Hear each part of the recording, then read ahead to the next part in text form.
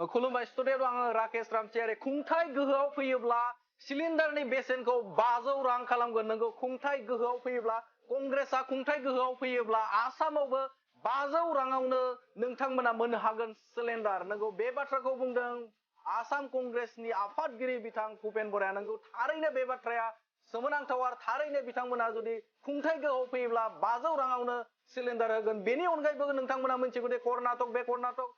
रायजोआवबो गोबां आसनिफोर आइजोफोरनो 2000 रां होनाय आरो बेनि अनगायैबो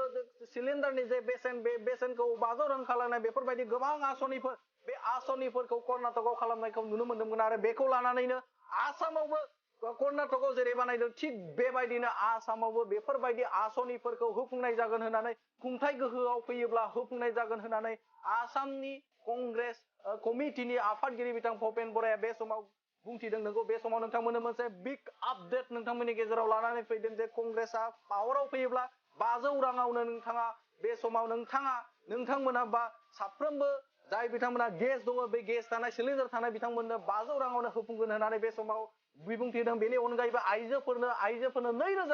2000 रां दानाव होगोन होननानै बे समाव बुंदों नोंथांमोननो बे समाव बड'लेण्ड बुब्लिया बे खौरांखौ लाबोबाय थादों नोंगौ कंग्रेसआ सरकाराव खुंथायाव फैफिनोब्ला 500 राङाव सिलिन्डारखौ मोननो हागोन रायजो राजाफोरा 500 राङावनो मोननो हागोन सिलिन्डारखौ लाख लाख रायजोफोरा मोननो हागोन 500 राङावनो सिलिन्डार जेराव कंग्रेस सरकारा थागोन बे जायगायावनो 500 राङावनो सिलिन्डार राननानै होगोन जेराव कंग्रेसआ थागोन बे कंग्रेस थानाय जायगाफोराव 500 राङावनो नोंथाङा मोननो हागोन सिलिन्डार नोंगौ मोनसे बिग आपडेट नोंथांमोननि गेजेराव बड'लेण्ड बुब्लिया लानानै फैदों लाख लाख रायजो राजाफोरा 500 राङावनो मोननो हागोन सिलिन्डार लाख लाख रायजोफोरा मोननो हागोन 500 राङावनो सिलिन्डार बिग आपडेट जेराव कंग्रेस सरकारा थागोन बेवहायनो 500 राङावनो सिलिन्डार मोननो हागोन कंग्रेस जि जायगायाव थागोन जे जायगायाव सरकार खुंगोन बे जायगायावनो 500 राङावनो मोननो हागोन कंग्रेस सरकार फैयोब्ला कर्नाटकआव मडेल खालामगोन दा थिग बेबायदिनो गृह लक्ष्मी आसनिनि गेजेरजों लोब्बा थानाय गासैबो आइजोफोरानो 2000 रां कंग्रेसआ होगोन नंगौ 2000 रां गृह लक्ष्मीनि गेजेरजों आरो 23 लाख सुबुंफोरनो साख्रि होनो हायि सुबुंफोरनो साख्रि मोननो हायि बा साख्रि मोननो हायिफोरनो दानफायाव होगोन 2000 रां साख्रि मोनैफोरनो बे समाव बिग आपडेट 2000 रां होगोन साख्रि मोनैफोरनो लाइमोनफोरनो बे गिदिर गिदिर बाथ्राफोरखौ बुंदों तिताबराव कंग्रेसनि आफादगिरि भुपेन बरा बिथाङा बे गिदिर बाथ्राखौ बुंदों तिताबराव जानाय मोनसे मेलनि गेजेरजों बिथां भुपेन बराआ गोख्रों बिबुंथिखौ होनायखौ नुनो मोनदों बे गिदिर आसनि लाख लाख रायजो राजाफोरा मोननो हागोन 500 राङावनो सिलिन्डारखौ 500 राङावनो मोननो हागोन नोंथाङा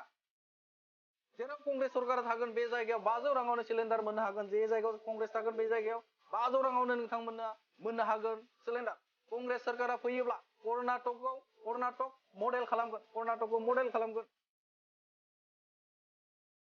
बे समाव गिदिर आपडेट नोंथांमोननि गेजेराव गृह लक्ष्मी आसनिनि गेजेरजों लोब्बा थानाय गासैबो आइजोफोरनो 2000 रां होगोन कंग्रेस सरकारा गृह लक्ष्मीनि गेजेरजों साफ्रोमबो आइजोफोरनो 2000 रां होनाय जागोन आरो 23 लाख सुबुंफोरनो साख्रि होनो हायि सुबुंफोरनो दानफायाव होगोन 2000 रां दानफायाव होगोन 23 लाख सुबुंफोरनो जाय साख्रि मोनाखै बिथांमोननो बे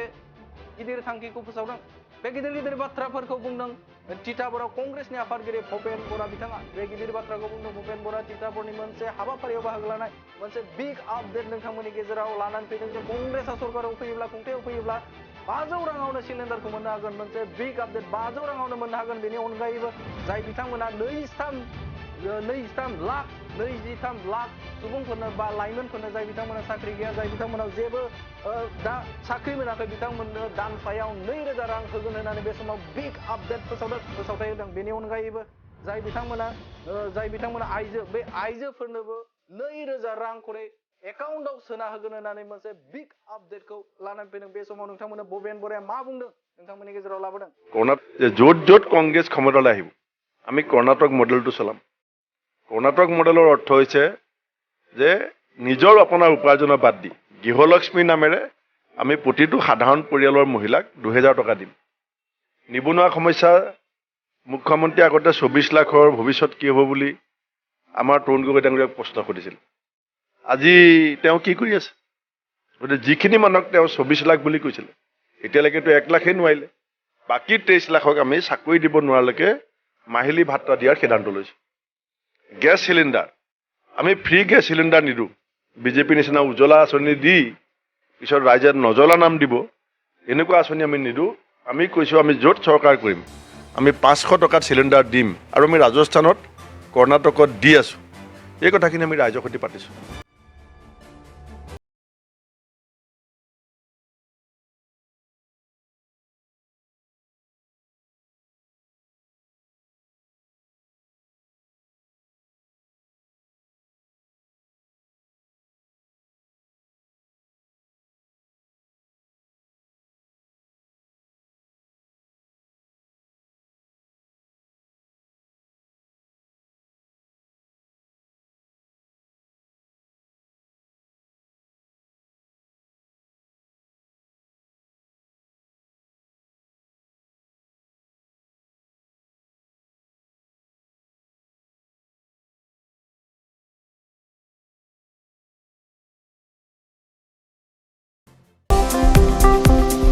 गाव गावनि देहाखौ गोग्गो आरो गोख्रों खालामनो गोसो गुदुं लाइमोन एबा सुबुंफोरनि थाखाय मोजां खौरां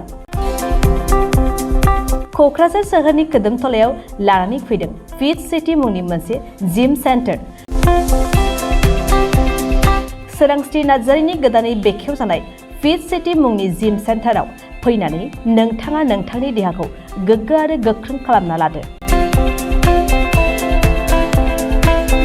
अब्ला मानोथो गोबाव खालामखो नोंथाङा थाबैनो फिट सिटीआव एडमिसन लाहैदो आबुंसिनै मिन्थिनो थाखाय 7896710934 नङाब्ला 9706677961 मबाइल नम्बराव कल खालामनो हागोन